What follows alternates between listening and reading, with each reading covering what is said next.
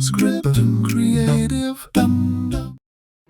Hey everybody, Don Dixon here. Just thought I would jump in on this old live and do a little voice over and just kind of shoot the shit and talk with you guys about art and life and just my experiences and I don't know, just kind of rambling. I've been sitting here at home and feeling very nostalgic for a time period when I was working on films full time, and I've since moved on to the world of motion graphics, which has some similarities for sure with animation. You're still applying principles and rules of composition, and there's just a lot of parallels, but it's also not the same kind of high paced, like stress heavy, get that quota every week kind of feel. So it's a different kind of beast for sure. But I have been finding myself kind of feeling nostalgic for those times. Like, I think it was around 2012 that I worked on my very first animated feature, Freebirds at Real Effects, and I didn't know what the hell I was doing. I still barely know what the hell I'm doing today, but like back then, like I really didn't know what I was doing. I just was so excited to have a job and to be around all these amazing artists and just creative people. Every day I was learning something new or learning that, a way that I was doing something in the past was just completely wrong. But it was an exciting time for sure. Um, it was it was sometimes a bit unhealthy. I chose to live across the street from the studio, and in the beginning that seemed like a great idea. And looking back, I kind of feel like it wasn't very healthy because I found myself finding any excuse I could to just hop across the street to go work on my shots or try and put some more time in. And I guess that comes with the territory of being a younger artist and you're just hungry and passionate. But if I could go back, I would have. If I could get Doc Brown to send me back in time to talk to my younger self, I would be like, dude, like, go take your black ass to a park and go enjoy the outside, and get away from being underneath this studio. I learned a ton of stuff, but I also feel like it's very easy to give yourself over to a a studio until there's like nothing left of your own self. And these studios will try to sometimes make you feel like it's family and they're gonna be there, they have your back, but the truth is, like, uh they don't have your back the entire time. If they have to choose between you and making sure that they stay in business, because they are a business, then they will let you go. So it's important to know your value, set boundaries, and respect yourself, uh, because if you don't, no one else is going to. But with that said, I do remember just the excitement of getting my first shot, and I think the very first shot I ever animated for a movie was in Freebirds, and it was a helicopter that was taking off, and it was the Marine One, the helicopter that the presidents fly in the United States. And I remember at first I was like, okay, I'm animating this helicopter, but it's like, isn't that just going to be like set a key on frame one and then move it ahead in the timeline and translate Y, set another key, and then, go for a walk or something? Isn't that it? And, then I started to really understand, you know, how to dig and research and really kind of study what I was animating. And I had to get this mentality in my mind that this was a small shot uh, out of my head because, I've said this in other videos, like, just like actors say there's no small parts, just small actors. The same thing goes for animating too. Like, if they took out my helicopter taking off shot and the ones I did after that, there'd be a hole in the film. And, you have to have these parts in there to tell the story. They matter. So when you learn that, you really start taking things seriously. So I started studying all these video footage of Marine ones in the past and present that have taken off and landed at the White House. And just like, the way that the propellers will actually droop when the uh, propellers aren't spinning, and then once they kind of really get going, they actually kind of bow upward, and just getting the rotation directions right, and like just the ever so slight squash and bounce of the tires when they land, as well as kind of lift and peel away from the ground.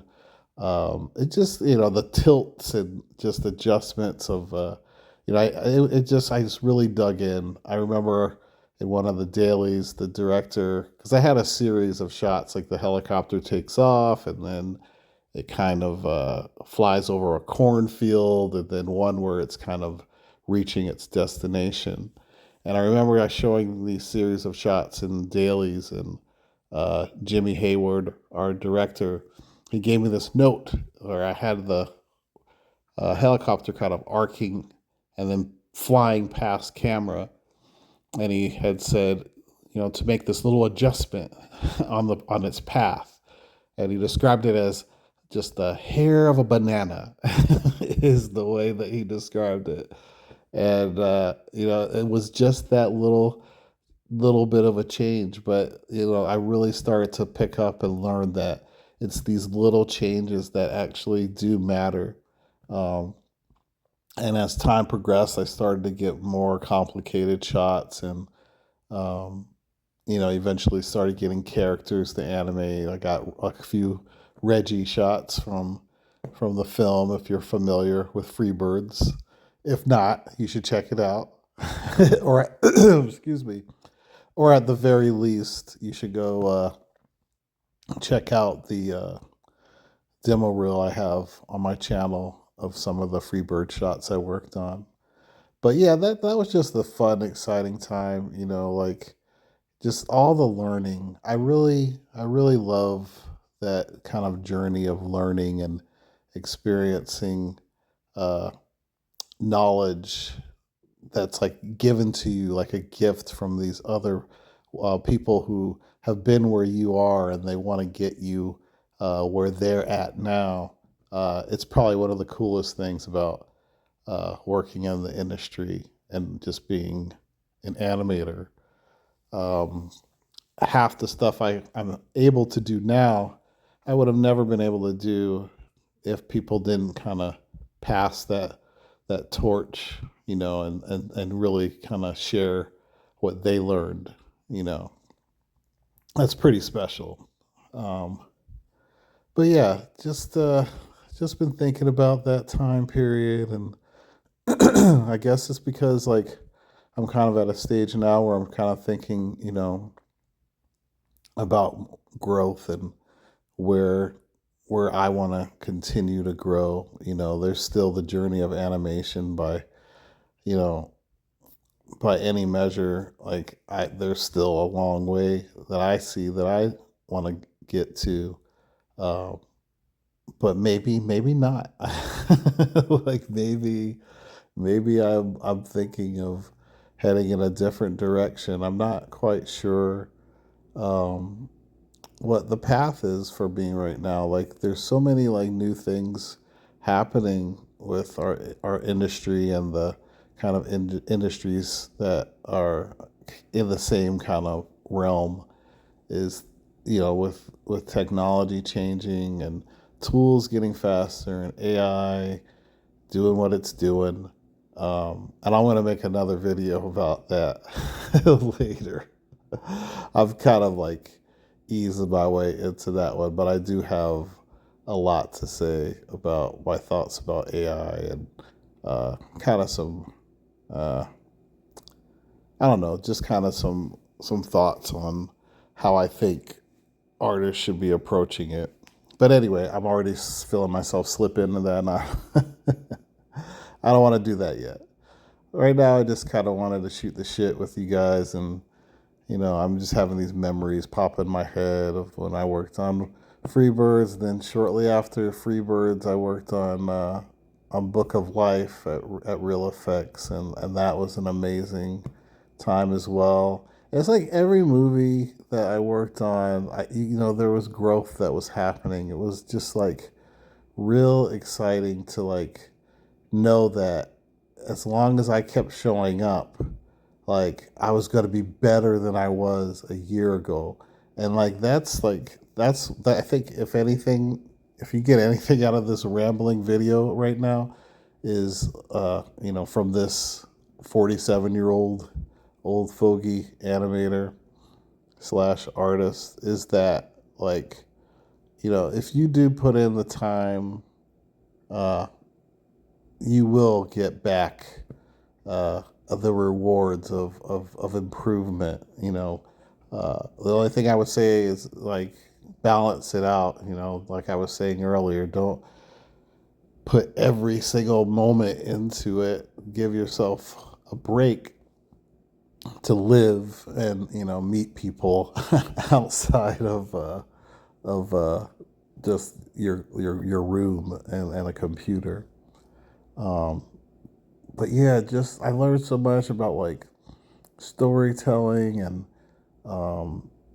but like the coolest thing, like since I'm talking about Book of Life right now too, is I could talk about like all the technical cool things I learned about like how to like set up my shots in Maya and shoot my reference, and but how to use reference in a smart way, and all that stuff's like really cool to talk about, and how to get like organic performances, which actually on Book of Life the characters were wood, so you had to balance out that anyway.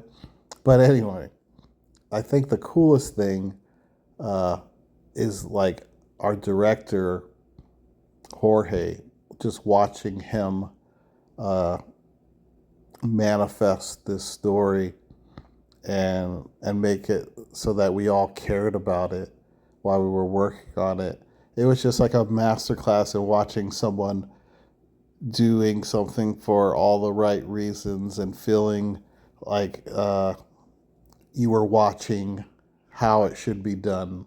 And I just remember walking away from that experience and really understanding that, we're storytellers. And if you really want to connect with people, then like tell the stories that mean something to you. Tell the stories that uh, are going to kind of stand the test of time because they came from a real place, like a real place in your heart. And I just, I find myself connecting in life with projects and people who have that kind of same approach. And I try and do that same approach. Like for my animated short, Darwin the Dreamer, like it's just like a very simplistic style, and they look like little cutout construction paper characters, very primitive movements. But like the story is something that I like really hold close to my heart, and I touch on experiences from my past of how I was bullied and how imagination kind of was my escape to get away from the scary things in the world, and it also helped show me like through imagination, like what kind of doors would open and what possibilities would come with it, and just all this stuff. So, those are the kind of stories that, and that's the kind of work that I think we should all try and strive for. And if you tell that story with stick figures or using Maya, realistic animation, or really crude animation, or even AI, I will say it. Even if you used AI, I feel like if you could make a story that's from your heart that connects with an audience, then you made something beautiful. And I stand on 10 toes on that. Um, but anyway, yeah, that was just a fun movie to work on. And then Scoob was another one. Worked on that and had a really good time. Um, we actually worked on a sequel to Scoob that never saw the light of day. So so I worked on the first Scoob movie, and that was a lot of fun. I think they tried to put too much shit in that movie, though. Like, I think, trying that whole Marvel Universe shit and, like, trying to really, I don't know, trying to just put too much in there. Um, but the animation is freaking so good. And I'm not just saying that because I worked on it.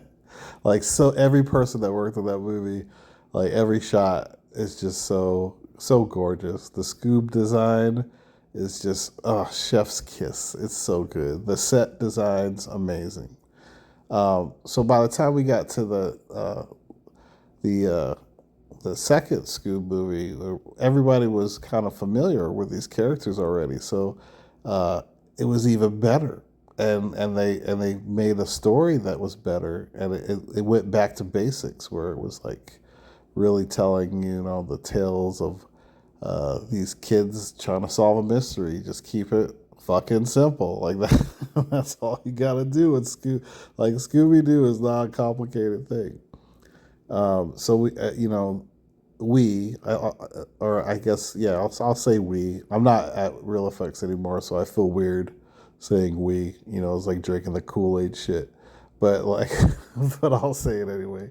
When we worked on that one, it was really freaking good. Like, it was just, oh man, I don't know how much I'm allowed to talk about it because it's just not even, thanks to the likes of Dave Zaslav and whoever else powers that be, it's no longer going to be seen, which is a shame.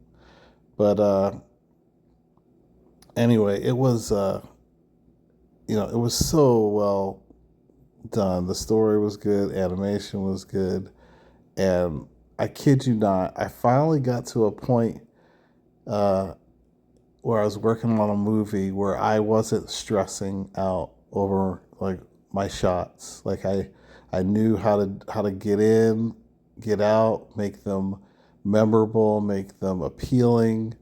Oh, man, I was I was just doing some of the coolest shit that I've ever done. Like, shots that I would have never thought I would have pulled off, I was doing, and I was so excited to show the world. And then now it's just not a possibility. I guess that comes with the territory. I should know that, but as I sit here reflecting on the past and remembering some stuff, like, these are the feelings that I still have, even though I know that cancellations happen all the time, stuff gets shelved all the time. Like, that one's just like stung for years. It's been a few years now. But, if you were asking me right now, like we're talking right now, it feels like that shit happened yesterday. I'm still hopeful that one day I'll get to show the work that I did and the work that we all did on that because it was a fun one. It was like it's been a while since I've looked at anything I did on there, but who knows? Maybe I'll look at those shots and I'll be like, oh, this looks like shit. But you know, because there's always that like step away, come back kind of thing. Maybe it doesn't look as good, but I don't know. Um, I don't. I think I'm gonna wind down on this little chat into my mind. But I'm gonna keep doing these. I'm just gonna like find these live videos I do and uh, just do some narration over them, because it's all about the fucking content, right? You gotta make the content, feed the YouTube beast. Its belly is never full. Um, just a quick mention: the drawing that has been being painted here is a concept I had a few years back called the Majestic, kind of like, you know, Finding Nemo vibes for sure, but more like what if like these underwater creatures were like in a western, and like what if the what if like a trout was the horse and the cowboy riding it was like an earthworm or some kind of bait worm, and they used like fish hooks instead of like other weapons you'd normally see in a cowboy film. And I think it's actually a really cool idea,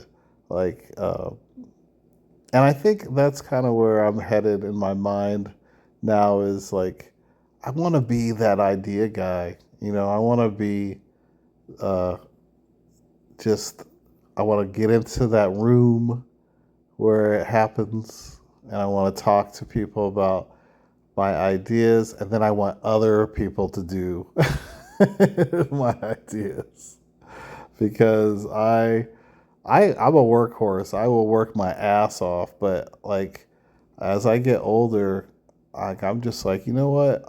This is a great idea I have, but I want to get some talent together and have people, uh, work together and help me get it across the finish line.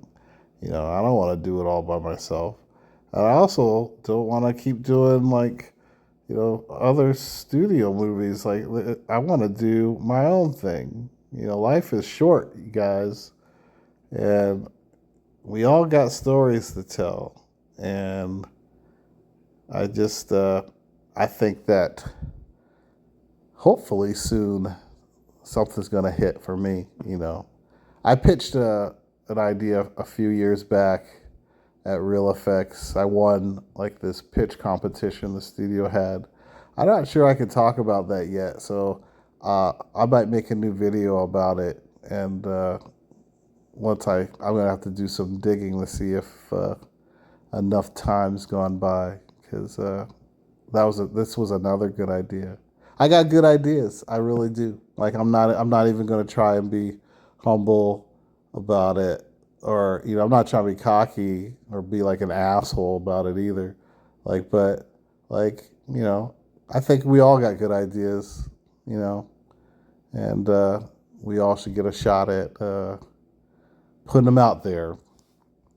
Anyway, this rant is going off the rails.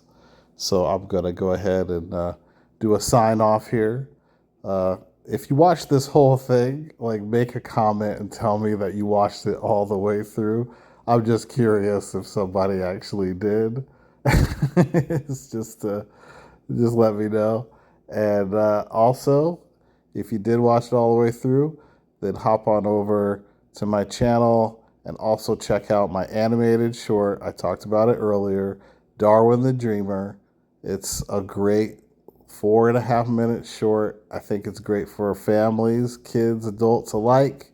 It's got a beautiful message about the power of imagination and how in life there's things we can't see, but if we allow ourselves to, we can actually materialize these things and make them a reality. It's a beautiful story.